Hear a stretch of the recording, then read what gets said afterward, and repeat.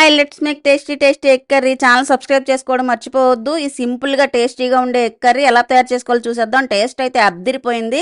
చాలా టేస్టీగా ఉంటుంది. చాలా సింపుల్గా చేసేసుకోవచ్చు. దీనికోసం ముందుగా స్టవ్ వెలిగించి కడాయి పెట్టుకొని కొద్దిగా ఆయిల్ వేసి ఆయిల్ హీట్ ఎక్కిన తర్వాత కట్ చేసి పెట్టుకున్న ఉల్లిపాయ ముక్కలు, పచ్చిమిరపకాయ ముక్కలు వేసి కరివేపాకు కూడా వేసుకొని మగ్గడా కొంచెం సాల్ట్ వేసి 3-4 నిమిషాలు మగ్గించుకున్నాక కొద్దిగా పసుపు, కారం, ధనియాలు, జీలకర్ర పొడి, టేస్ట్కి సరిపడా సాల్ట్ కూడా వేసి మరో నిమిషం మగ్గిన తర్వాత ముందుగా కట్ చేసి పెట్టుకున్న టమాటో ముక్కలు కూడా వేసి ఇవి కూడా 3-4 నిమిషాలు మగ్గిన తర్వాత గ్రేవీకి సరిపడా వాటర్ని కూడా పోసుకొని ఈ గ్రేవీ ఉడుకుతూ ఉండగా మనం గుడ్లని అక్కడక్కడ గ్యాప్ ఇచ్చుకుంటూ పగలగొట్టి వేసుకోవాలి. ఇలా డైరెక్ట్గా వేయడం వల్ల ఎగ్ బాగా బాయిల్ అవుతుంది. టేస్ట్ చాలా చాలా బాగుంటుంది.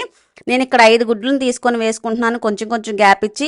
ఇలా వేసిన తర్వాత స్టవ్ని లో ఫ్లేమ్లోనే ఉంచుకొని మూత పెట్టి ఒక 5-6 నిమిషాలు ఉడికించుకున్న తర్వాత చివరిగా కొద్దిగా కొత్తిమీరని చల్లుకొని స్టవ్ ఆఫ్ చేసేసుకుంటే అంతే, ఎగ్ కర్రీ రెడీ అయిపోయింది. మీరు రెగ్యులర్గా చేసుకునే ఎగ్ కర్రీ కాకుండా ఇలా ఒకసారి ట్రై చేయండి. టేస్ట్ అయితే చాలా బాగుంటుంది, చాలా జ్యూసీగా.